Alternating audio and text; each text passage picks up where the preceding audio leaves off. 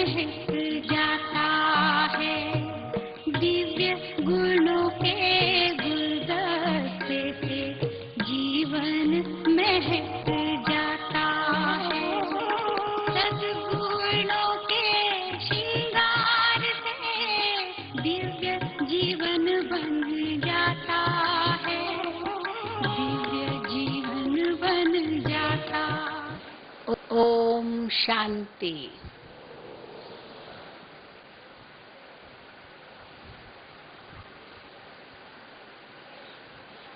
So for the past 2-3 days, you have heard a lot about Raj Yoga, about the soul,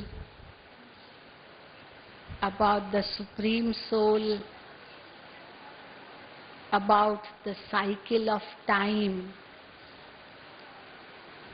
the importance of the period we are going through, how that Supreme Father has given his own introduction at this time, the period of the confluence age,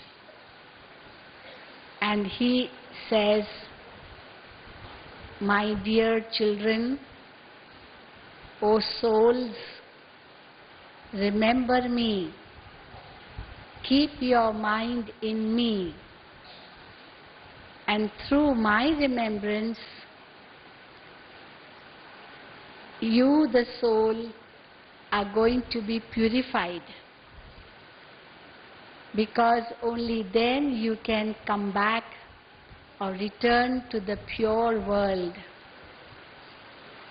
The soul world is the pure world, and the golden age is also a pure world. But in order to go to those pure worlds, we have to become pure now.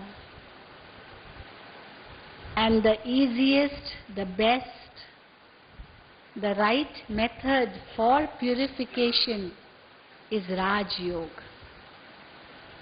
So what is Raj Yoga?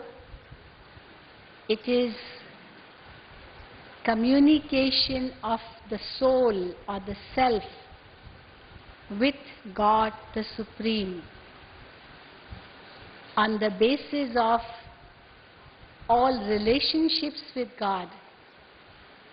My mother, my father, my teacher, friend, beloved, and I should be able to communicate with the Supreme, and mind is that spiritual energy which enables me to communicate with the Supreme. So I should communicate through all relationships. I am the child, and as a child I have all the rights to the Father's virtues. Shiv Baba is the ocean of peace, and therefore I am his worthy child, the embodiment of peace. And therefore when I am aware of myself as a peaceful soul, aware of my home which is the abode of peace, and I am aware of my Supreme Father who is the ocean of peace, immediately I become connected and start experiencing peace instantly. So when there's relationship, the mind goes automatically. Where there is love, the mind goes automatically. So I should have love for the Supreme. And how can love be forged with the Supreme? When I'm able to realize the greatness of Shiv Baba, the Supreme Father. When I'm thinking of someone's good qualities, immediately I have love for that person. So when I think of God as the ocean of peace, ocean of love, ocean of bliss, ocean of happiness, immediately I start feeling so much love for the Supreme that through that love I can absorb myself in God. And thereby we receive so many inner powers which we experience through this connection, through the realization of who we are, whose we are, why we are, from where we are. And as we contemplate and churn and meditate and concentrate and then experience the realization, we feel so many powers from within. But when the word power is spoken, many people do not understand the spiritual powers. They think powers are only physical powers. Of course, there are physical powers. Money power is a very big physical power. When somebody has a lot of money, he thinks he is very powerful. Money power, then machine power is also a very big power. He has lots of machines, he thinks he is like empowered. Similarly, muscle power is also a very big power. When somebody is physically very strong, he is fearless. He thinks that he can beat anyone because he is strong physically. So there is the muscle power. Then there is also manpower. If there are many people working under someone and he has a very good hold over the people, then whatever he wants he can get done because his manpower is very strong. He just orders and hundreds and thousands of people will come. So there is manpower. There is also weapon power. There are people, many countries who have nuclear weapons, so they think that they are very powerful because they can destroy anything they want. So all these are called physical powers. But then ultimately, these physical powers can deceive us because these powers are not permanent powers. Today somebody has money and tomorrow he loses all that money. It's either stolen or it is burnt away or the government takes away or the bank also becomes bankrupt. He has a lot of money in different shares and all the shares prices come down and immediately he becomes bankrupt. So money power is not a lasting power. Even machine power is not everlasting. Sometimes machines go out of order and you can't even do anything. You become helpless without those machines. Then even muscle power. Somebody may be physically very strong, but if all of a sudden he comes to know that he has some disease, some incurable disease or terminating disease, immediately all his strength is finished. And if somebody boasts of weapon power, but is always under that fear that those weapons can destroy himself, So these physical powers are not lasting. And it is a great ignorance to think that these powers are going to help them ultimately. But through Raj Yoga, we experience inner powers. What are those inner powers? Because when we remember God, what do we say? God is the almighty authority. Almighty, that is, He has all the powers, all powerful. But all powerful, many people think that God is almighty, all powerful. He can do whatever He wants. He can also make the dead become alive. He can, make the sick become healthy.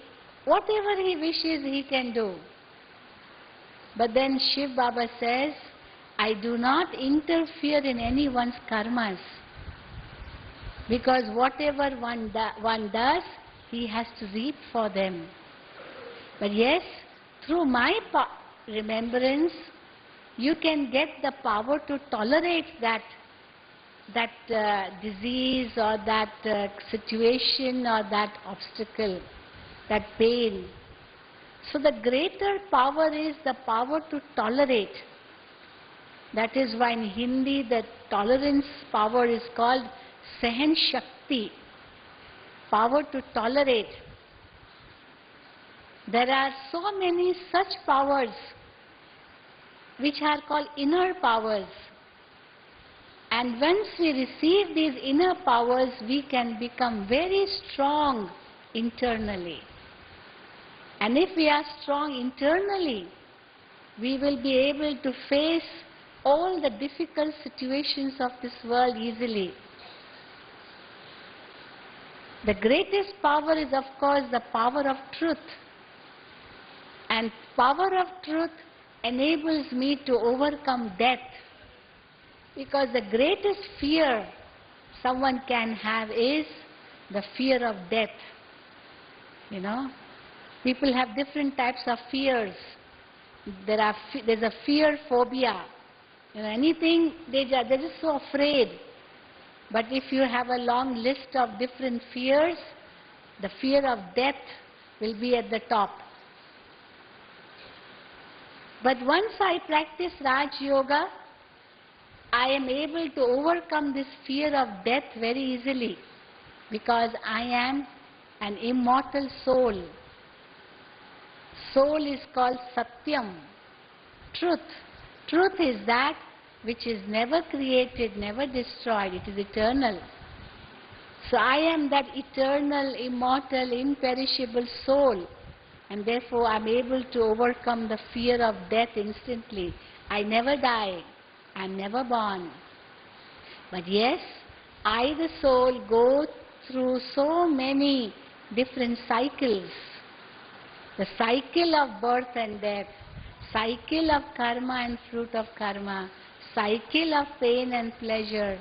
But then I should be able to come out of this cycle through the power of Raj Yoga. And how do I come out of it? When I am able to become soul conscious. When I am body conscious, then all these, fears come. What if this happens? What if that happens? What if this, we have suspicions, we have doubts, we have so many types of queries, and we really are having so many questions, and the result is the fear keeps on increasing.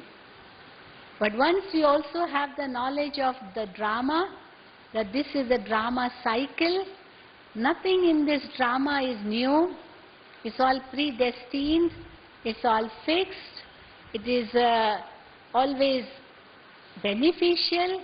Whatever is happening, then I will not have any questions, nor doubts, nor fear, nor surprises, nor sorrow, nothing, no worries, nothing. Because I am a soul different from this matter which is always changing. So through that awareness, I am able to experience the inner powers. And when I am in the company of the Supreme Being, I don't have to worry at all.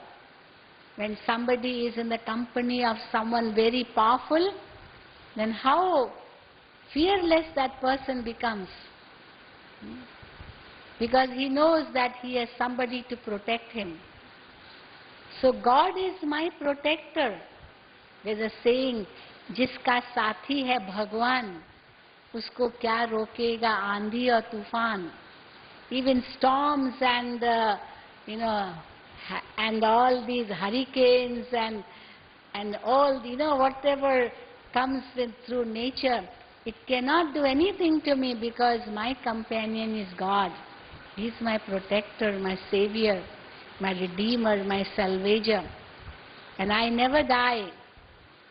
and whatever happens will be beneficial, so I become fearless.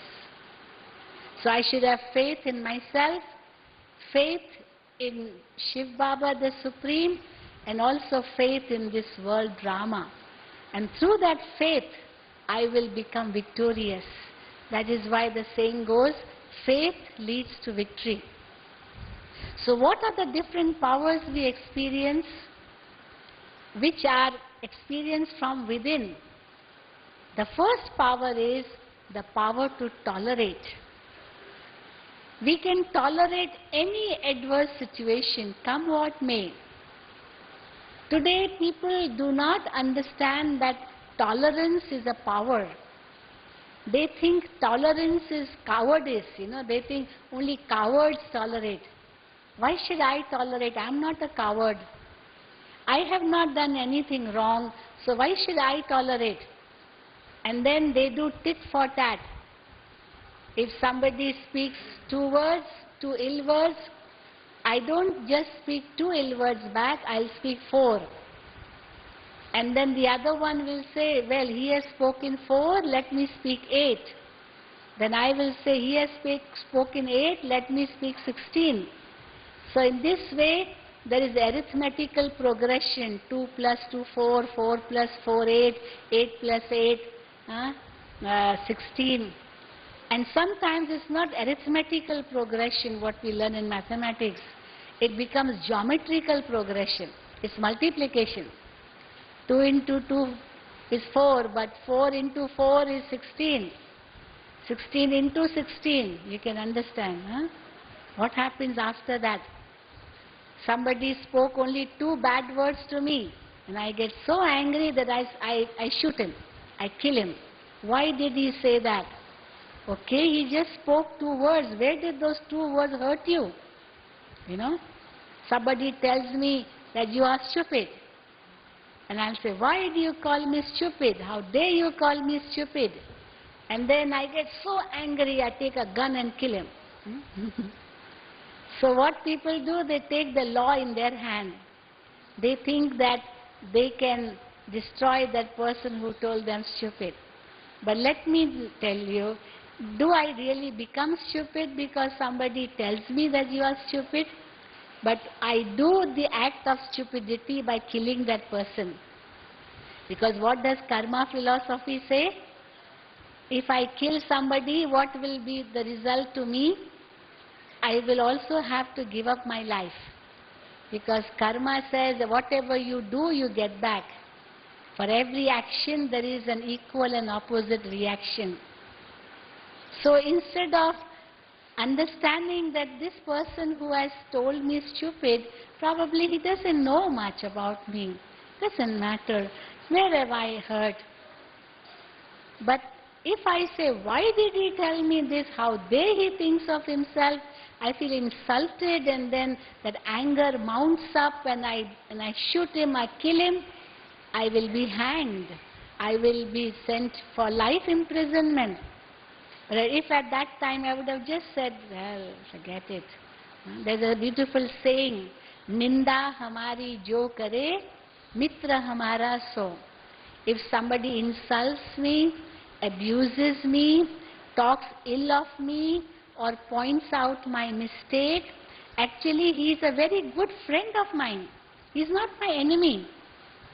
Because he had the courage to tell me my weakness. Somebody has very rightly also said that God, take care of my friends.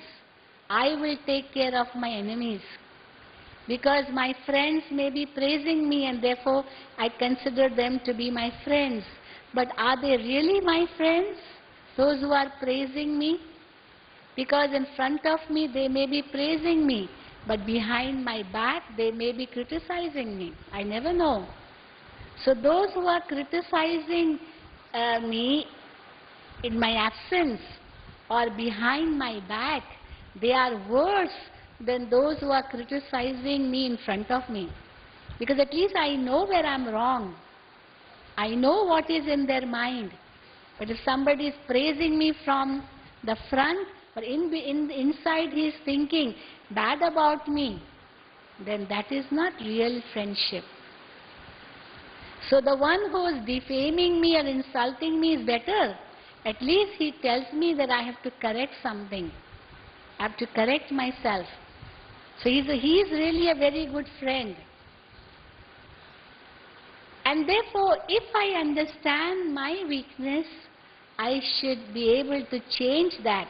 And therefore, actually, I am benefited through it.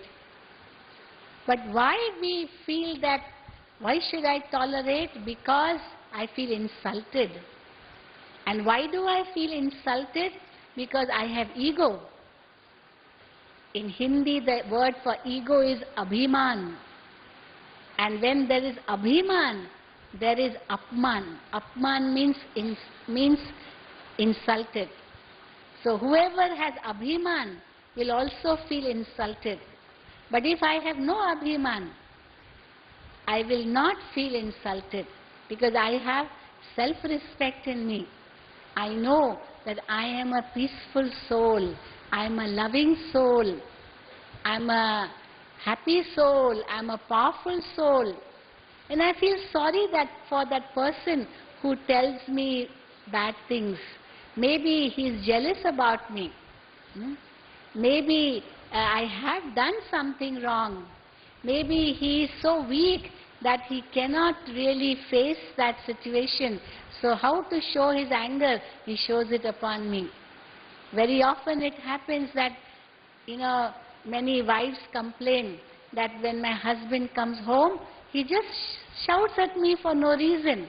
I have done nothing wrong, but still he will come and shout at me.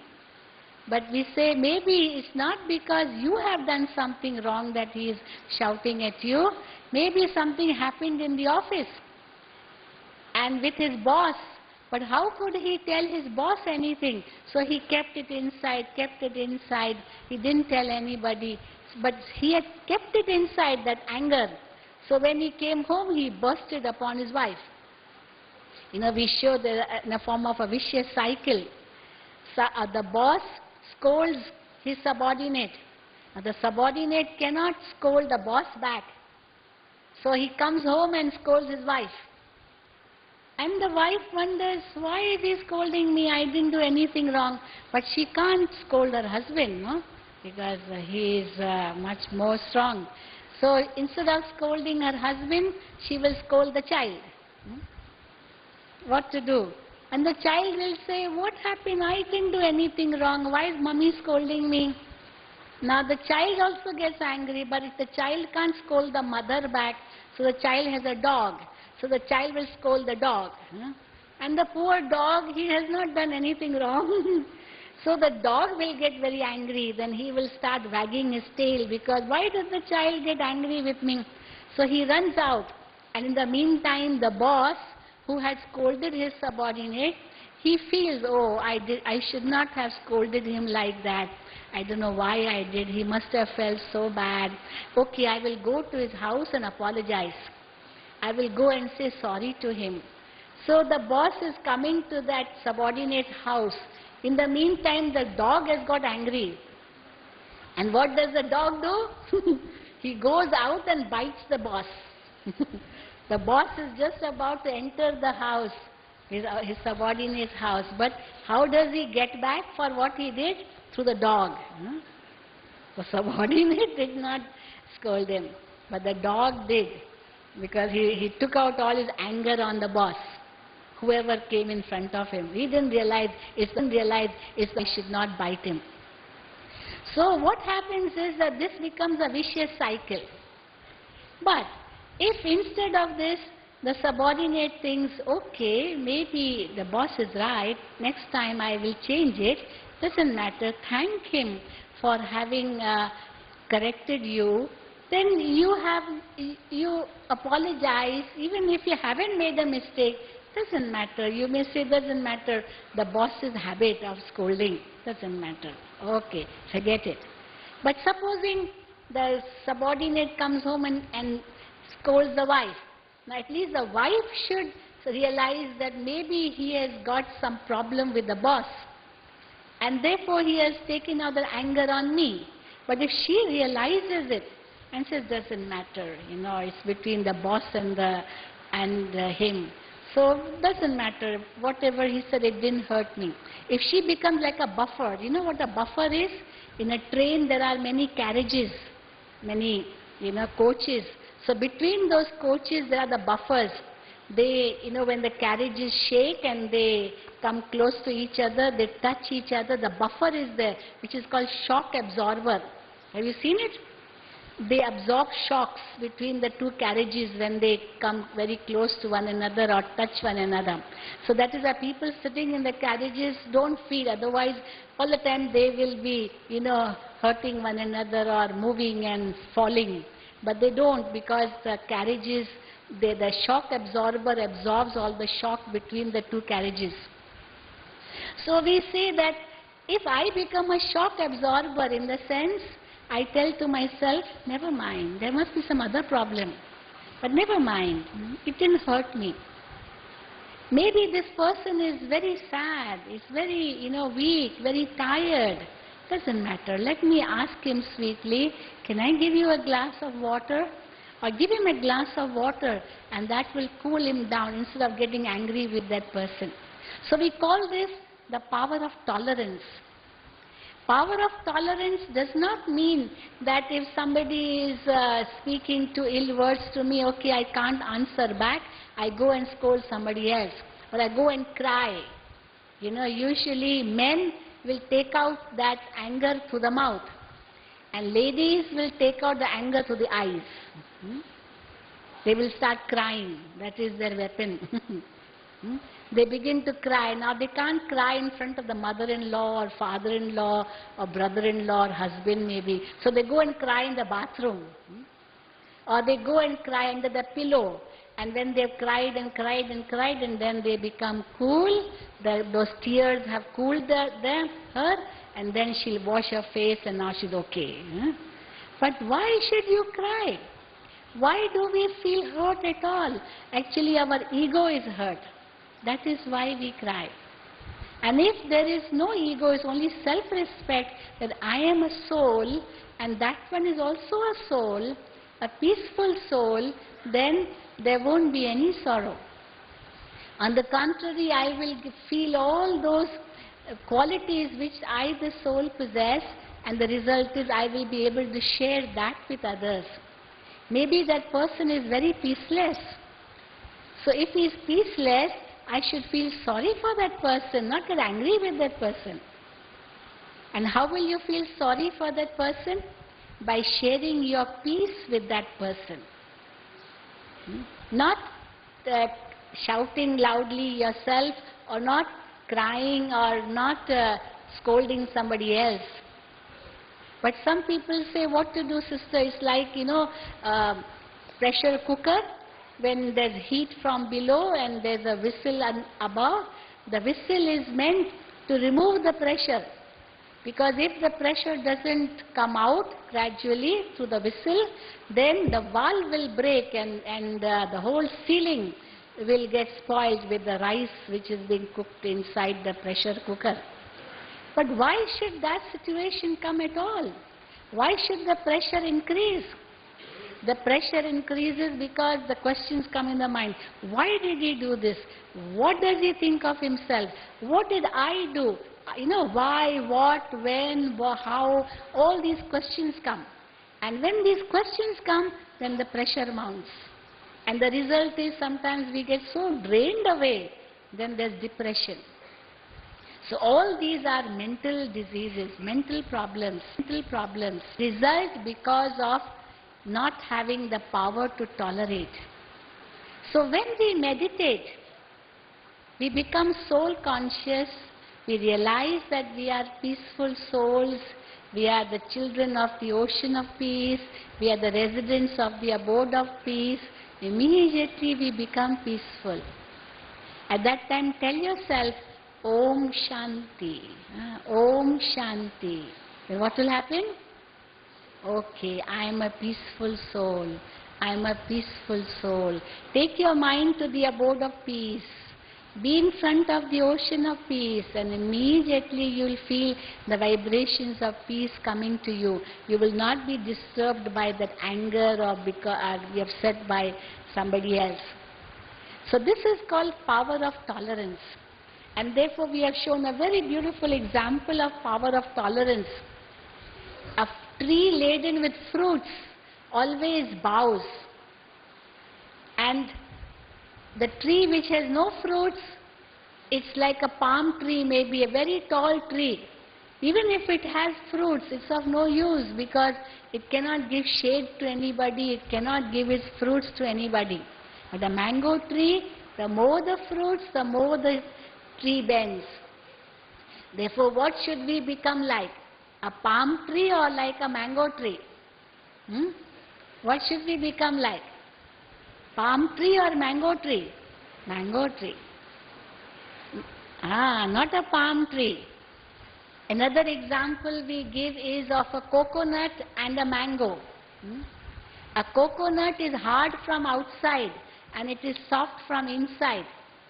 And a mango is soft from inside and hard from outside it is soft, and from inside the mango is hard. So what is good to be? Hard from outside and soft from inside, or soft from outside and hard from inside? If you become like a coconut, because coconut has to be then offered to God. And how you offer to God? You don't offer whole coconut to God, you have to break the coconut. So that coconut means the ego. The external shell has to be broken. Only then you can be offered to God. If the ego is there, you can never offer yourself to God. So coconut has to be broken in order to be offered. But mango, strong from inside. So strong from inside that even the pulp is also useful, and that seed is also useful. You sow it again and then again you'll get a mango tree. So what should you become? Like a coconut or like a mango? Now say. Mango. Coconut is hard from outside. But what's the use of the coconut? You can't eat it like that. You have to break it. You can't eat the raw thing outside, the skin outside. It is too hard. Only the soft has to be eaten. So we have to be soft from outside, in the sense we have to be flexible. Flexible, yes, but inside very strong. The inside I should not break down. Inside I should be strong because my companion is God. All my relationships are with God. Jiska sathi Bhagwan hai, whose companion is God, why should he worry about anything? He knows he has a very strong hold, a very strong support. The support of truth is there with him. They say that the boat of truth never sinks. The boat of truth may shake, but it never sinks. And the boat of untruth or falsehood, it will sink immediately. And therefore, at the end, the ultimate victory is of virtue, not of vice. The ultimate victory is of goodness, not of badness. So that is all the stories in the scriptures. Ultimately, they lead us to this, that there is a victory of virtue over vice. All these stories really end to that. So we are the children of the Supreme, and immediately that tolerance power comes. We say, never mind. Mahatma Gandhi, how much tolerance power he had. If he would not have that tolerance power, we would have been liberated like that from the British Empire, because it had a very strong hold of the country. But through non-violence, through truth, through that power of tolerance, we could win the Britishers, and ultimately they left. Of course, the divide and rule policy was there, but then non-violence and truth were the two major aspects through which we won. So we can say that tolerance is a very great power. And then the second power is the power to accommodate, the power to adjust. When I'm flexible, I can adjust very easily. Those things which are hard, they may be fragile, they may break very easily. But those which are soft from outside, they are flexible. They are not fragile, they don't break, and therefore they become lasting. Just like, when there's a very big storm, the big, big trees, they fall down. But the smaller trees, they never fall. The bushes never fall. But only the big trees fall. Why? Because those big, storms, they make the big trees fall. And the small trees, they know how to bend. They know how to move down. And therefore they are saved. So what is the use of having that ego? Because that ego can destroy me one day. But if I am soft, if I am flexible, if I can mold myself, then definitely I will be victorious one day. And therefore the power to accommodate is the next power, the power to adjust. We give the example of an ocean, a sea. What does the sea do? All the rivers, they go and merge in the sea. All the dirt of the city merges in the sea.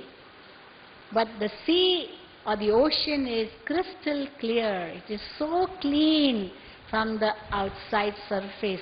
Why it is so clean? First of all, because of its vastness.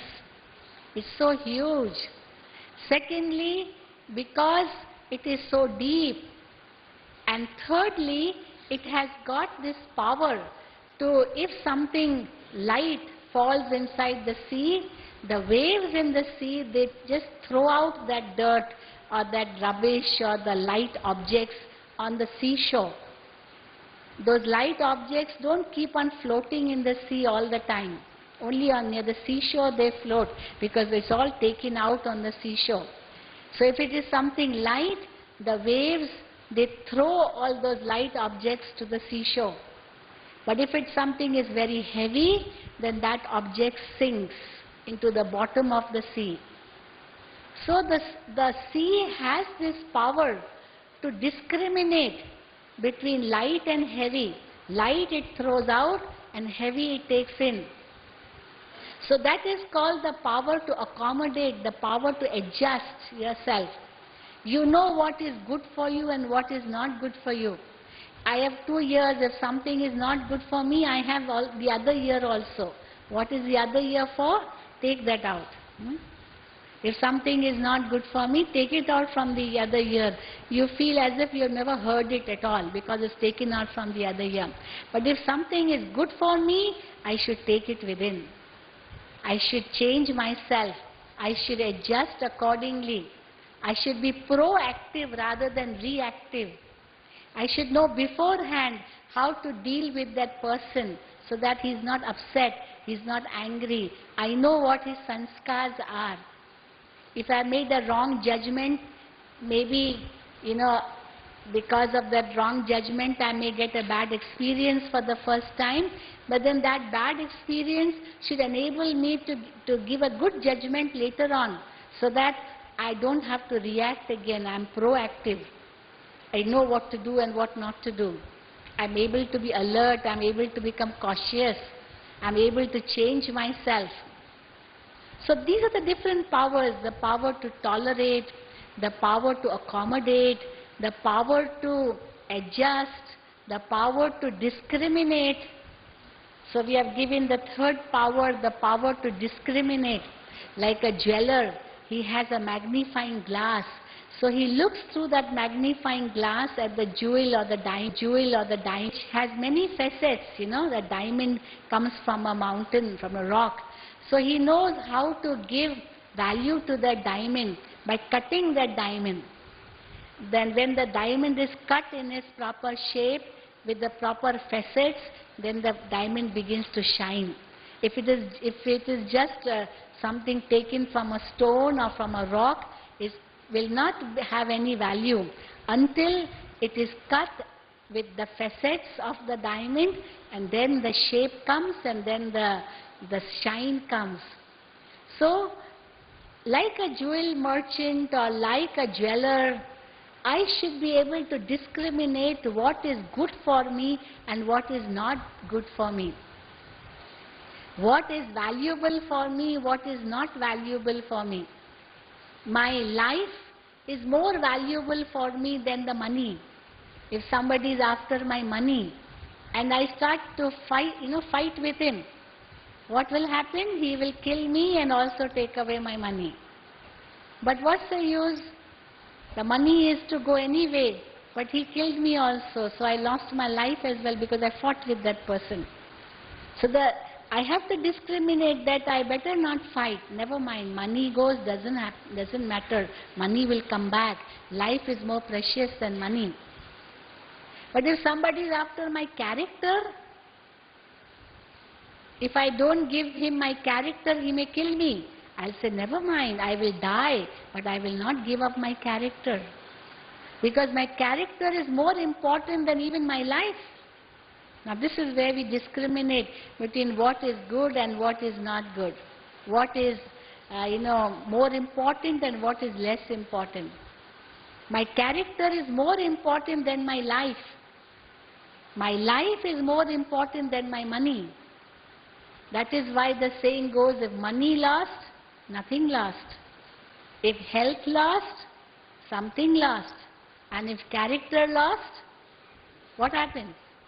Everything lost. Why everything lost? Because that scar or that stain, it touches the soul. Money, wealth is just like dust on the hands. It comes and goes, doesn't matter. Health lost, something lost, because health is very important in life. And once you lose health, it's not easy to get back. Money is very easy to get back. Health you may not get back very easily. But character, maybe you will never get back in that life, because it has scarred or stained the soul. And that will go with the soul even for the next life. So this is called the power to discriminate. And how do we discriminate? When I'm connected with God. When I know that this is good for my soul and not good for my soul. And then I give the right decision through the intuition power, through the inspirations coming from God, not coming from my ego. Ego should not interfere there, but intuitions from God, my inner soul, conscience should guide me, because my conscience is my true guide and Shiv Baba is my true guide.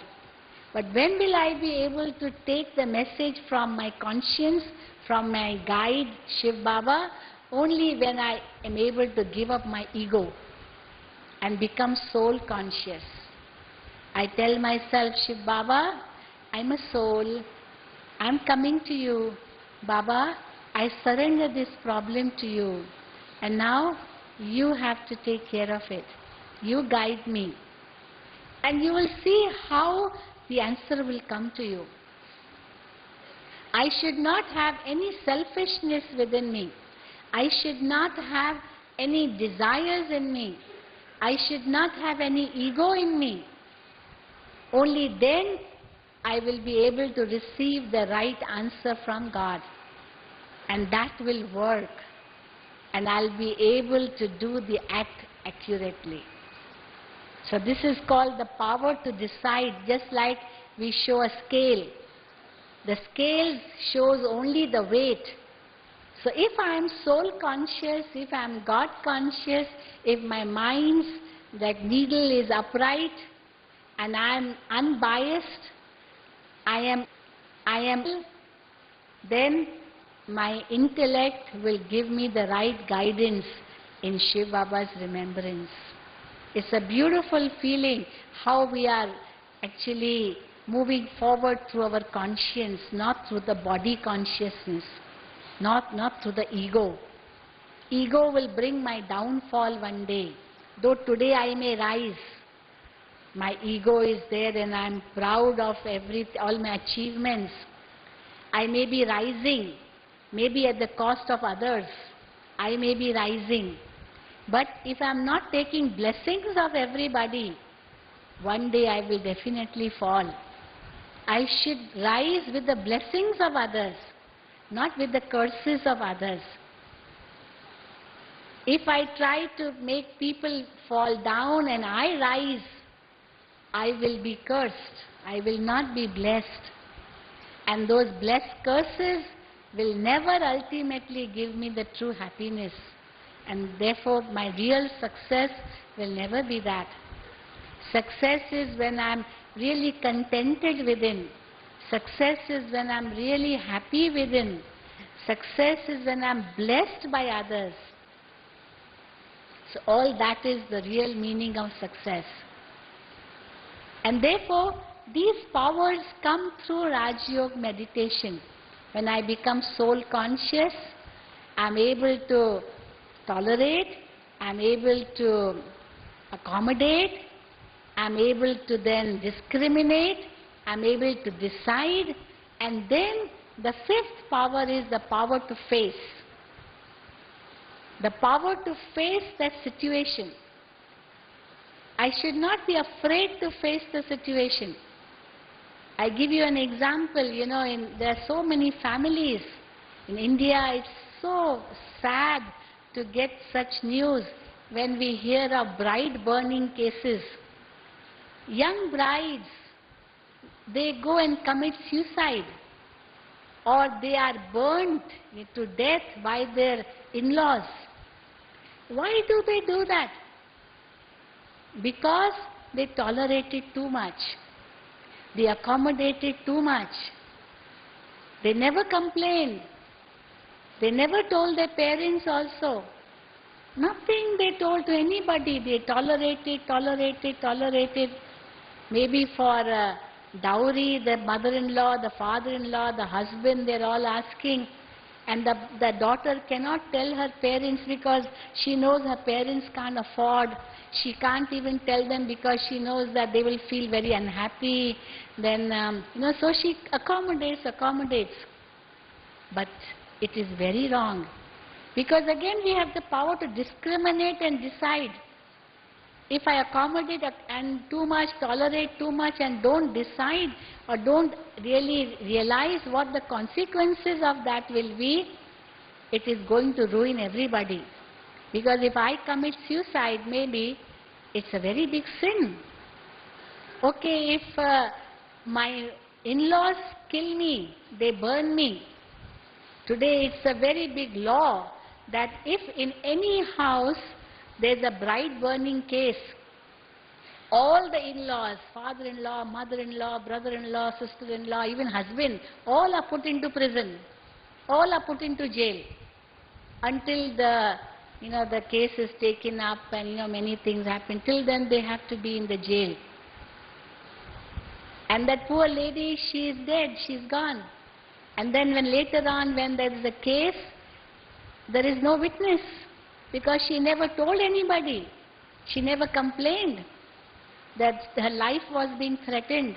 She never complained. She tolerated and accommodated without realizing the consequences. And ultimately she loses her life, and also the in-laws, they are released because there was no witness. They did not have any evidence. But if she realizes what the consequence can be, she understands the problem, she goes and complains, she does tell her parents, then there is definitely an evidence, a proof. So therefore, if she does it, but why she doesn't do? Because she's afraid. What will the in-laws say? What will her parents say? What will the people say? To think of that. We have to overcome attachment, because even attachments are very subtle threads which, make us fear all these obstacles. We are afraid of the consequences. Attachments are there. But in a second we should be able to give up these attachments. Why? Because I, the soul, am on the path of truth. Therefore I should not fear anybody. And once I have spoken the truth, then never mind, face the situation with fearlessness, because you are on the path of truth. So to face a situation is important. I should not be afraid of facing any situation. But where a person comes, tolerate. He spoke one ill word to me, doesn't matter. That is tolerance. And facing means a situation, something, an inevitable situation which you can't deny, which you can't stop. They will come in life. Face it. How will you face it? You know that this is a drama. You go to watch a movie, somebody is crying, somebody is laughing, somebody is doing this, somebody doing that. You become like a detached observer and observe everything without being affected. So in this world we have to become detached observers, because we know all this is happening on the basis of karma philosophy. All these physical relationships are based on karmic accounts. My husband, my son, my wife, my mother, my father, my children, all are based on karmic accounts. And once these karmic accounts are over, nobody is anyone's. No one. Even this body does not belong to the soul. Once the account of the soul with the body is finished, the soul won't even tell the body, should I leave you now? No. Instantly it will fly. That is why, what is a soul called? It is called, soul is like a bird. Atam Panchi, they say. Soul is a foreigner in this world. We are all guests in this world. We are not residents of this world. The body is resident of this world, but I am only a guest. I have come from the soul world and I have to return to the soul world. Nothing of this physical world belongs to me. Somebody may say, well, one sister has been coming up to me every day. She's crying and crying and crying and saying, I lost my son, I lost my son.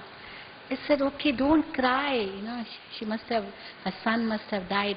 I said, okay, if you cry now, what will happen? Will he come back? She said, no, he can't, he won't come back. Then why are you crying? But I had so much attachment with him, I can't forget him. I said, okay, you cry, if you cry, will something happen? No. Now, do you have love for that soul? She said, yes. So if you have love for that soul and you want that soul to be in peace, she said, yes. So if you want that soul to be in peace, you should also be in peace. If you are peaceless, how can you make that soul become peaceful? You want him to be in peace, no? So if you want him to be in peace, wherever he is gone, you also become peaceful. But then she said, how can I forget him? I said, at that time you think, see, when he was born, did you say that God gave me this child? She said, yes. I prayed to God so much and I got a son. I said, okay, you prayed to God and God gave you a son. Well, he gave you, then he only took it away. It was his. No, it was not yours. Why do you say that he belonged to you? Supposing I give you something and I say, I will take back after 6 months. Now after 6 months, if I come and ask you for it, will you return to me or not? Or will you say, no, I kept for 6 months and therefore I will not give to you? Will you say that? If you say it, it is wrong, no? Why have you become attached? I gave you because you wanted somebody to keep it for some time. And now when I'm asking, you should be ready to give it to me. If you become attached, then it is your mistake. It's your weakness. So give up that weakness. Now why do you think that he belonged to you? He belonged to God. And to whomever he belonged to, that one too. You know, this is, it may be a big philosophy, and you may say, sister, it is very easy saying all this rather than, really accepting it. But we have to accept it. This is the life, this is the truth too. Because any soul who has come in this world has to go back. Anyone who has taken birth will have to leave the body one day. We have all brought return tickets, haven't we? Have all of you brought return tickets? Back to Chennai, Madurai, Coimbatore or Warangal. You have brought, no, everything? So tomorrow, day after tomorrow, you have to go. Similarly, we have all come from Paramdham. Don't we have to go back? Or we have to stay in this world forever? We all have brought a return ticket to Paramdham. Is there anybody in this world who can say, I'm going to be eternal in the body? There's a very interesting, very nice example, a story in the Buddha scriptures. The story goes, it must be a fact, one lady went to Buddha, Mahatma Buddha, and she was crying and crying and crying because she lost her son. And then Buddha said, she told him, you make my son become alive. So Buddha said, okay, I will make your son become alive, but before that, you go to different houses and ask every house, and from a house take a needle. But it should be from the house in which nobody has ever died. Only from that house you bring a needle for me. So he went, that lady went to every home. Has anyone died in your house? Somebody said, yes, my father died, my mother died, my brother died, my son died, my wife died, my husband died. Then how can she bring the needle for him?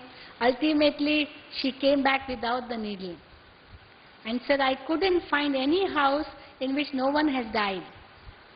So Mahatma Buddha said, well, if you are not able to bring the needle because someone or the other has died in every home, how can I make your son become alive again? Everybody has to leave the body one day, if not today or tomorrow. So the best thing is face that situation. And how do you face the situation? By having the thought, my karmic accounts with this soul are only up to this much. My relationship with this soul were based on those karmic accounts, and now they are over. Wherever the soul has gone, let the soul be happy. Because that's the meaning of true love for that soul. If you have love for the body, then keep the body. Why do you take it to the cremation ground? Keep it. But can you keep it? Can you? Can you keep a dead body at home? Huh? No.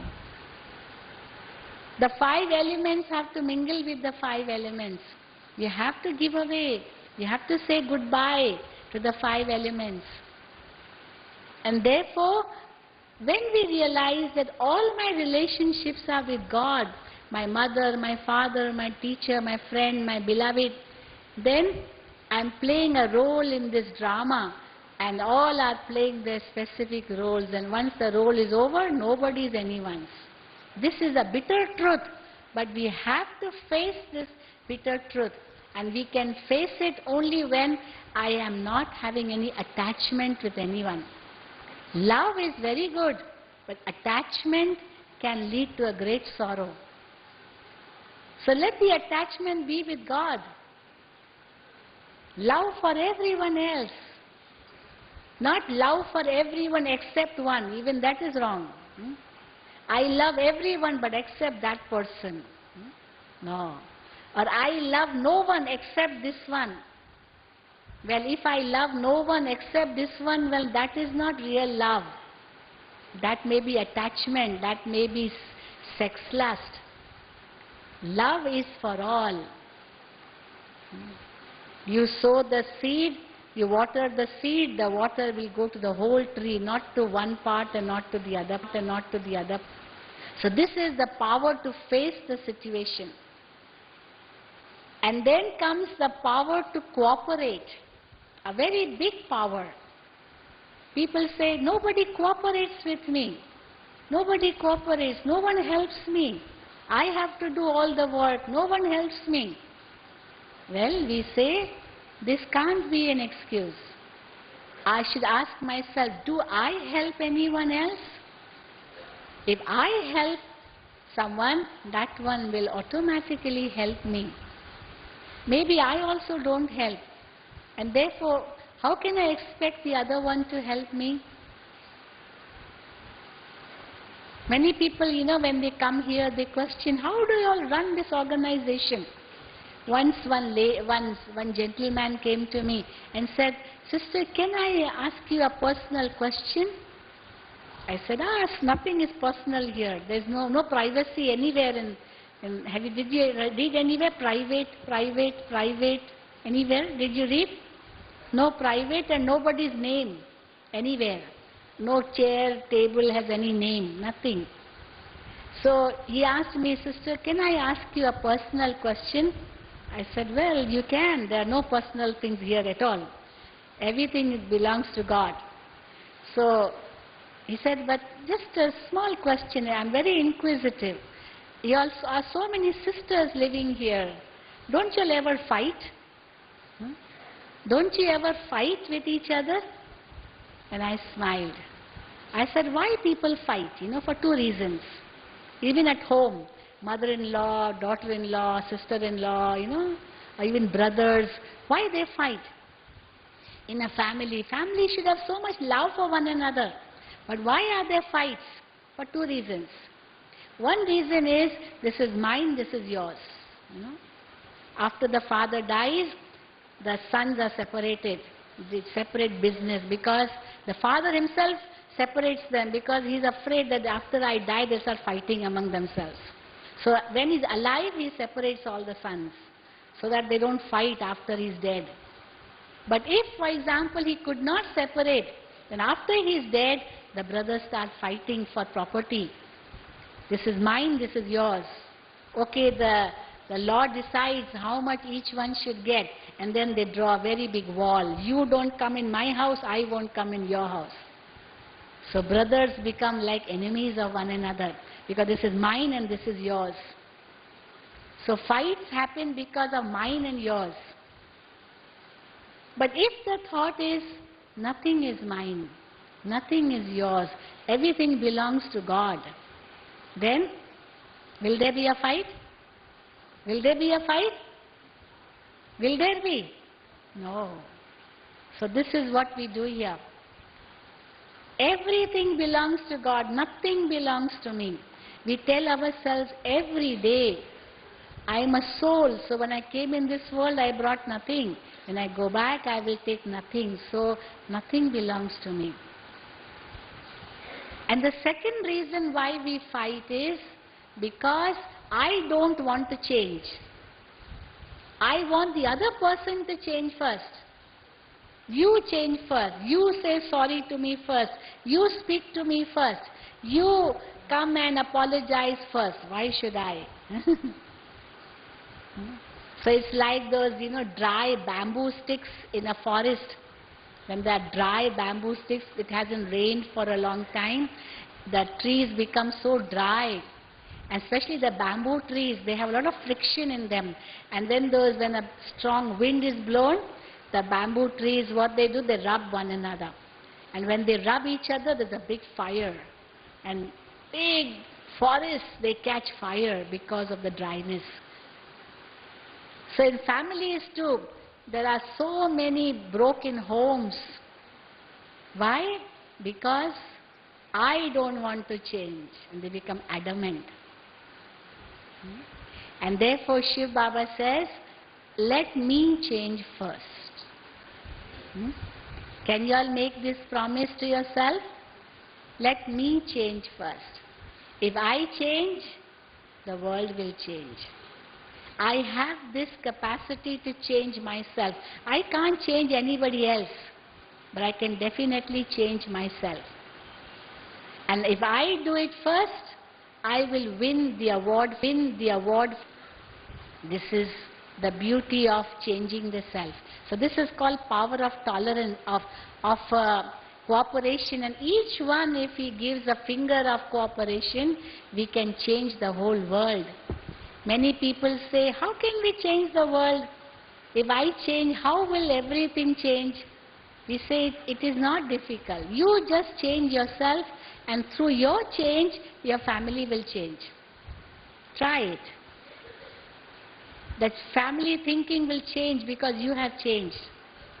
And when your family changes, maybe in the building the changes will happen, the society the changes will happen, in the country the changes will happen, and then in the whole world the change will come. It is just based on the change of one person. And let me be that source of change. This is such a beautiful thought. If I am able to create that, I can become instrumental for changing the world. So it is shown here, a big mountain can also be carried if all cooperate, and Kalyug can be transformed into Satyug. But for that, my link should be with one God. When there's a magnet, there are many needles are scattered. How can those needles come together? Just put a magnet there. All the needles will come together in front of the magnet. And each needle will also become a temporary magnet and attract other needles, because a magnetic field is created through that magnet. So when we say we are children of one Shiv Baba, we become one family. And this is the beauty of Bharat. You know, when Vivekananda went up to Chicago, and the very first sentence he spoke, which became a famous lecture of his, my dear brothers and sisters. And what happened? Everyone in that audience clapped, because till then nobody had ever said, dear brothers and sisters. They all said, dear ladies and gentlemen. You know. But in India, we have this beauty. We are all brothers and sisters. Vasudhaiva Kutumbakam. So when we speak about brothers and sisters as children of one Supreme Father, one God, why can't we all come together? What is blocking us? What is blocking us is the body consciousness, which is resulting in so many differences today. And these differences are growing and growing, multiplying, and the world is being broken into pieces. You know, Neil Armstrong, I think it was that one, the first astronaut who went into space, I forget his name. So when he went into space, he looked from space on Earth. He saw the Earth. There were no barriers, no borders, nothing. Everything was one land, one sea. And he felt the Earth to be like a pearl in the ocean of the universe. And he said, it's so beautiful, but we have made this world into pieces. And if we want to live in peace, then let us not build walls. What should we build? In order to live in peace, we should build bridges. Bridges can make us come together. Walls will only separate us. So through Raj Yoga, we build bridges, because we connect with one another through soul consciousness. And if we are not at peace with one another, we will definitely come into pieces. You know? We will break. This beautiful world can be destroyed. But of course, God knows best. He knows that destruction can never be in the form of annihilation. It won't be total destruction, but the change has to come. So before time changes us, let us change ourselves. And this is the beauty you see in this organization. We know that we have to change the self. And whatever we do is God's work. Therefore, it's a big dignity. It's not just distribution of work here. It's each task is a dignity, because we are doing under the instructions of the Supreme. And nothing belongs to me to change. I have to be a harbinger of peace. I have to be the instrument to bring about the transformation. So this consciousness is filled in us, from top to bottom. Every soul has that consciousness. So once I'm aware of myself and I change, then I experience two more powers. Seventh power is the power to curtail. Just like a tortoise, what does it do? It takes in its limbs, hands, legs, head, it takes it inside the shell. And when the limbs are taken inside the shell, that shell is so hard. No one can kill that tortoise, because it has become like a hard shell. Even if a big truck goes over that shell, the tortoise won't die, because the shell is there to protect the tortoise. So meditation helps us to protect the self. We curtail, we withdraw. We have extended too many questions, too many things, then just give a full stop. Full stop means end of everything, drama. We withdraw, we cut short, we remember the essence and bring that in our life and change. Instead of arguing or discussing, arguing and discussing will not help. I have to understand what is more important for me. My time, my thoughts, my energy, they are all precious to me, therefore I should not waste them. And therefore I am able to curtail or withdraw from the external situation and just become a point of light. What Shiv Baba tells us, you are a dot, you are the child of a dot, and apply a dot. So become a dot, remember a dot, and apply a dot. Dot means a full stop. I am a point of light, the child of a point of light, and this drama is also a point. We apply 3 points and we are able to withdraw from all the unnecessary wastage. And ultimately, the 8th power is the power to pack up. Like you go on a journey, what do? You try to travel light. You take with you only those necessary objects which will be useful during the journey. You don't take everything of your house. You may be having many clothes, but if you are going only for 2 days, you won't take 100 sets of clothes. You will just take clothes for 2 days, that's all. You will take a small bag. You prefer to travel light. So now Shiv Baba is saying that, my dear children, we all have to return home. So only that which is useful for us should be taken in the soul. The rest should be just taken out. It should not accompany us. And what is useful for us now? This knowledge. The virtues, the powers, they are useful for us. Our good karma, the righteous actions, pure thoughts, peace, love, happiness, only that will accompany the soul. The rest we all have to leave behind. Even the vices will not accompany us. I will tell you in the evening more about karma theory. Very important. Karma philosophy.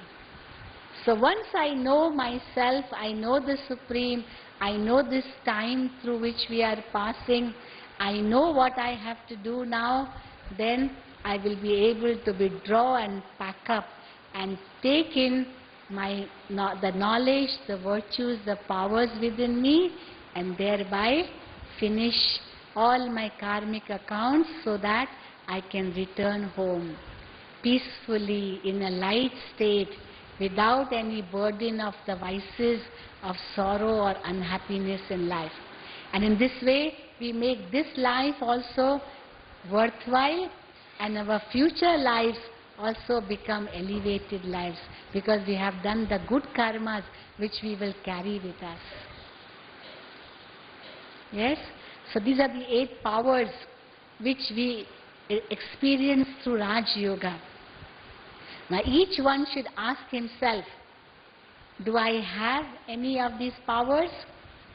If not all, at least for 4, 2, 1. Ask yourself. And even if I have one power, I can bring other powers also in me. Because through the remembrance of the Supreme, it will become easy to experience these powers. Okay? Now, away, Daddy. So now I close because we are expecting Dadi Janki to come, our administrative head, to come at 11:30.